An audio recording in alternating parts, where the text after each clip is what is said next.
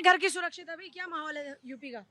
UP का माहौल और धीरे पूरे धीरे देश भर का क्या माहौल है? धीरे धीरे बदल रहा है, चीजें चेंजेस आ रहे महिलाएं हैं। सुरक्षित महसूस करती है? घर की महिलाएं क्या कहती हैं, क्या हालात है? कुछ कुछ जगह पे देखे तो सुरक्षित महसूस करती है, कुछ कुछ देखे तो नहीं। कहीं थोड़ा थोड़ा है प्रॉब्लम है। डिपेंड करता है तो थोड़ा अभी थोड़ा। योगी सरकार में काम कैसा हो रहा है? मतलब अपराधियों पर एक्शन सही है, बढ़िया है? एक्शन सही हो रहा है जी, बुलडोजर वाला एक्शन कैसा लगता है आम पब्लिक को? अच्छा लग रहा है जी। है? और भी लोग हैं, और लोगों से बातचीत कर लेते हैं। कहाँ से हो मेरे भाई? गोरखपुर से। गोरखपुर से हो? तो क्या हालात है उत्तर प्रदेश के? सही है, यूपी में बढ़िया चल रहा है शासन? बहुत बढ़िया चल क्या रहा है। सपा वाले बढ़िया चला रहे थे? नहीं, बीजेपी वाले अच्छे अखिलेश भैया के योगी? योगी और अखिलेश भैया अखिलेश वो भैया तो भी कह रहे हैं कि भैया कुछ भी बढ़िया माहौल नहीं है अभी। उनसे अच्छा योगी है, उनसे अच्छा क्या अच्छा है? सब चीज में अच्छा है। अब बताइए, अलग अलग है देखिए। हाँ, लोग इम्प्रेस होते ही हैं। एक सेकंड से। उत्तर प्रदेश में जब चुनाव थे तो एक गाना चलता था, क्या चलता और चलता था वो भाजपा चलाती थी, जो राम को लाए हैं हम उनको लाएंगे, और योगी जी या भाजपा कहती थी हम राम राज लाएंगे।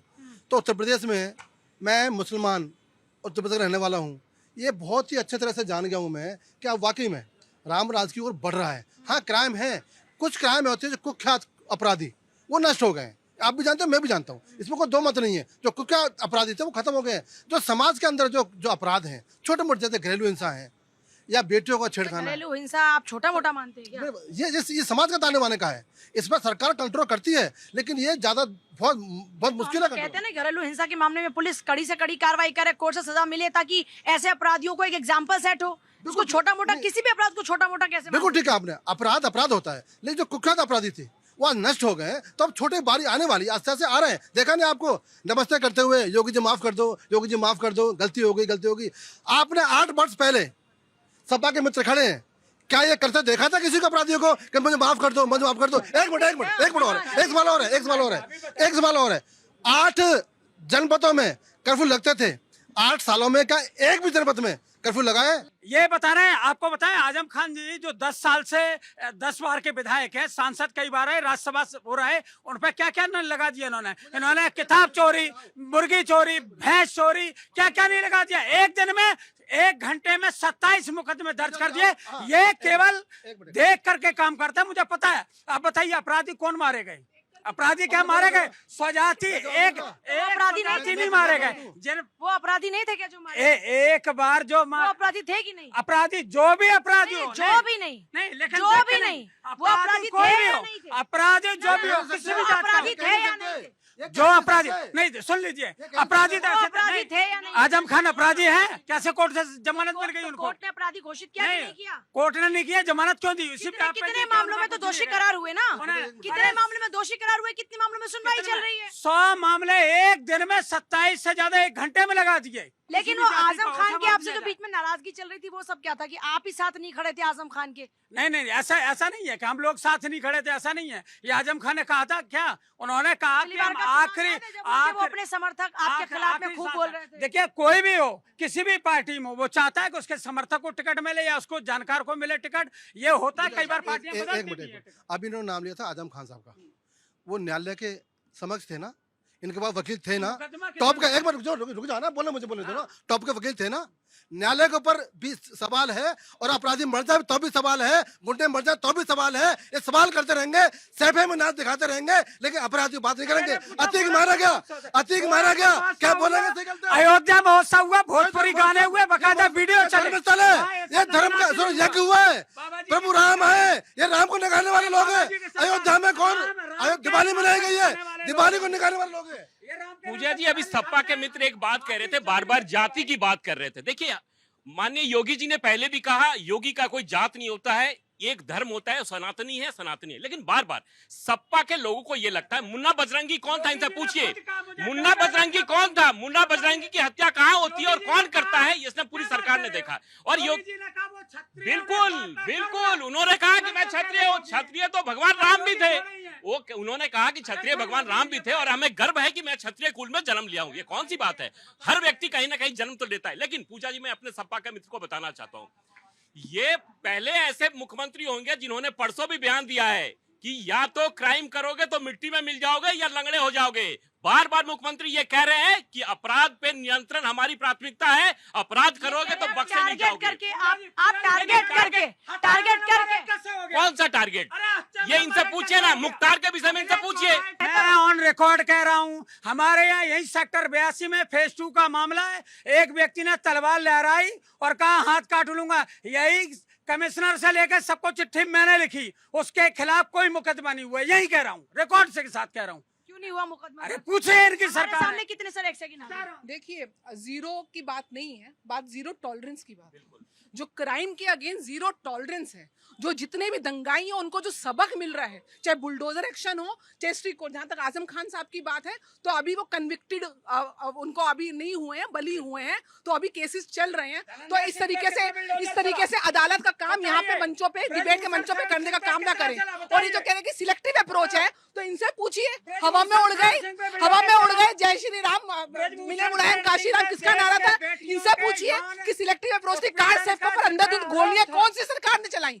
जिस प्रकार से ये धर्म के तुष्टीकरण के नाम पर और दंगाइयों को आगे करके अराजकता को परोस कर किस प्रकार से सामाजिक सौहार्द बढ़ाया जाए, सामाजिक दंगे कराए जाए, उसके ऊपर अपनी राजनीतिक रोटियां सेकने वाली सपा की सरकार के प्रवक्ता तो कम से कम ना बोले। जो दंगाइयों पे, जो कार सेवकों पे तो गोली चलाते हैं और दंगाइयों को जाके टिकट देकर सर पे बिठाते हैं। दंगाई किस प्रकार से, आज जो योगी जी ने कहा है, जो जिस भाषा में समझता है उस भाषा में मैं जवाब दूंगा। दंगाइयों को उनकी भाषा में, कड़ी भाषा में जवाब दिए। उनके मंसूबे आज जमीन को जाकर छू गए हैं। और इस समय जो इनको अपनी हार दिख रही है सपा के लोगों को, आज सपा के और मैक्सिमम लोग, नहीं पिछली बार तो उनको बढ़त मिली, विधानसभा में भी इनको बढ़त मिली। और जो अभी जो उपचुनाव हुए उसमें इन्होंने आईना देख लिया, और अभी आने वाले 2 साल के बाद चुनाव होंगे तब भी आईना देख लेंगे। इनकी सियासी गद्दी हिल रही है। इन दंगाइयों के मौके पर जो सियासी गद्दियां सेक रहे थे, हाँ ठीक है, जनता ने नहीं, मास मोबिलाइजेशन करके 20 को 1 को 80 में बांट रहे हैं। तख्तियां लेकर जो अपराधी खड़े होते हैं पुलिस थाने में और जो खुद वहां पर माफी मांगते नजर आते हैं, उनका क्या? अपराधियों में ऐसा ना, सरकार जो PR कर रही है ना, ये अपराधी बड़े अधिकार अपराधियों पे क्यों नहीं करते? एक जाति तख्ती लेके मांगे माफी तो आपके सरकार करता है, बता दो, जिसको बता दो वही तख्ती लेके यही लटका मिलेगा। किस प्रकार से देश में ये अराजकता फैलाए, देश को विभाजन करे। अभी तो मेरे दोस्त कह रहे थे उत्तर प्रदेश के 4 टुकड़े कर दो। ये वही सोच है, विभाजन करो, राज करो वाली नीति इन लोगों की, कि किस प्रकार से देश को बांटो लेकिन अपनी गद्दी बचा कर रखो। वो इनके लिए ज्यादा इंपॉर्टेंट। भारतीय जनता पार्टी कुछ बोले उस पर यकीन मत कीजिए। मैंने कब बोला कि उत्तर प्रदेश को 4 टुकड़े में कर दीजिए? पहली बात देखिएगा, रिकॉर्ड आप अगर देख लीजिए, सुप्रीम कोर्ट का चुनाव आयोग को अखबार भी गए हुए हैं, ये इमरजेंसी लगाने वाले बोल रहे हैं, अखबार भी गए हुए हैं। धर्म का ठीक ना, पार्टी का ठीक, वो दूसरे को ज्ञान दे रहे हैं। अभी सपा के मित्र कह रहे थे, आजम खान जी की बात कर रहे थे, सपा के मित्र ने आज मान लिया कि आजम खान मुर्गा चोर भी है, वो खसी चोर भी है, बकरी चोर भी है, ये खुद ही कह रहे हैं। और इनसे पूछिए कि इनका जो अपराधी था मुख्तार अंसारी, जब इन्हीं को जब चेतावनी देता है तो यही मुख्तार अंसारी को जवाब देने के लिए जब गाजीपुर जाते हैं तो आपकी सरकार होती है और आपके सरकार घर में घुस जाती है और बाबा चैलेंज करता है। और आज मुख्तार अंसारी का जो गृह मंत्री है, अपराधियों को टिकट कौन नहीं देता? आप नहीं देते अपराधियों को टिकट, हर पार्टी के नेता देते हैं अपराधियों को टिकट, आपकी नहीं है। आप अपनी पार्टी में भी तो अपनी पार्टी में भी तो उठाइए। लेकिन अपराधियों को हटा दो, आप करेंगे अपनी। सर आप ये सुन लीजिए, अपराधियों को टिकट नहीं होनी चाहिए, ये हर पार्टी के लिए। तो आप आवाज उठाएंगे, गलत है। आप उठाएंगे आवाज पार्टी में? बिल्कुल, देखिए भारतीय जनता पार्टी ने पहले भी कहा है अपराध मुक्त निश्चित तौर पे ये होना चाहिए। और हमारी दूसरा एक पूजा सेकंड, जी, और सर आजम खान के लिए कौन कहता है कि हमारी सरकार आएगी तो सारे मामले हटा देंगे? ये कौन कह रहा था? जब किसने कहा था ये? गंभीर मामले अखिलेश, किसने कहा था? सुन लीजिए, मतलब आप ये कहते हैं कि जो सत्ता में होगा अपनी मर्जी से मिटा सकता है, कि कुंडली सारी खाली कर सकता है? राजनीतिक विद्वेष के वजह से लगा गए तो उधर भी एप्लीकेबल हो सकता है सर। नहीं, ये तो उधर भी एप्लीकेबल होगा। आपके लिए जो सही है वो उनके लिए सही क्यों नहीं? ऑनरेबल सुप्रीम कोर्ट या हाई कोर्ट या डिस्ट्रिक्ट कोर्ट, ये उनका फैसला है। लेकिन यहाँ पे इनके प्रवक्ता तो यहाँ पे अखिलेश यादव तो खुद माइक के ऊपर जैसे खुद प्रवक्ता बन जाते हैं, खुद न्यायालय बन जाते हैं कि हाँ मैं आऊंगा तो सारे अपराध मुक्त हो जाएंगे। के पास जल्दी से जा रही हूँ, क्या हालात है भाई अभी यूपी के? बहुत अच्छे हालात हैं मैम। और जैसे समाजवादी पार्टी के प्रवक्ता कह रहे थे अभी कि हम योगी साहब कुछ नहीं कर रहे, तो जो आजम खान की भैंस चोरी हो जाती थी तो पुलिस उसी में लग जाती थी, ये कौन सा वो है मैम? और सिपाही में जब डांस होता था कौन सा उससे भैया रोजगार मिलता था? बताएं जरा पब्लिक को, ना बताओ ना, सिपाही में कौन सा वो हो रहा था? सबसे बड़ी बात है, पहले थी दंगों की सरकार, अब है पतंगों की सरकार। क्योंकि जब मोदी योगी जी करते हैं तो इनके पतंगे इनके पतंगे लग जाते हैं, क्योंकि हमारे अपराधी जेल के अंदर होते हैं, ये मारे जाते हैं। इनसे पूछिए एक बार, तो उस पे नहीं अपराधियों का बोलेंगे। हाल क्या होना चाहिए? अपराधियों के खिलाफ बुलडोजर वाली कार्रवाई होनी चाहिए। ऑपरेशन लंगड़ा के तहत पैरों में गोली लग रही है, इस पे कोई एतराज है क्या सपा को?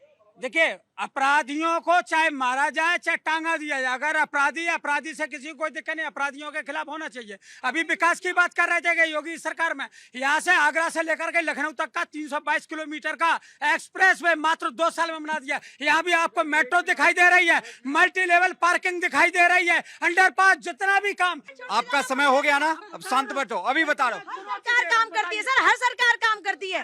भाई 25 साल यूपी में 25 साल मुलायम सिंह जी का शासन रहा है या सपा का शासन रहा है, एक एक्सप्रेसवे बना दिया, उसी का डंका बजा रहा है। आप मुझे बताओ, आज जो सब सरकारें बजाती है डंका, तो ये क्यों ना बजा अपना एक्सप्रेसवे 25 साल में एक एक्सप्रेसवे, 25 साल में एक एक्सप्रेसवे, 25 साल में एक एक्सप्रेसवे। उसके बाद नोएडा को बसाने में जितना हाथ मायावती जी का है उससे ज्यादा और किसी का नहीं है। नोएडा में फैक्ट्री क्यों नहीं खुलवाया भाई? सैमसंग की आज फैक्ट्री मोबाइल की यहाँ पे है, क्यों नहीं खुलवाया?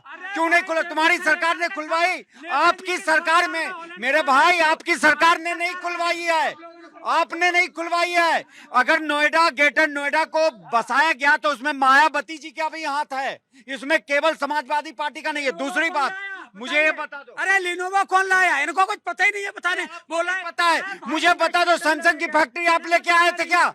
सैमसंग की फैक्ट्री है नोएडा की धरती पे।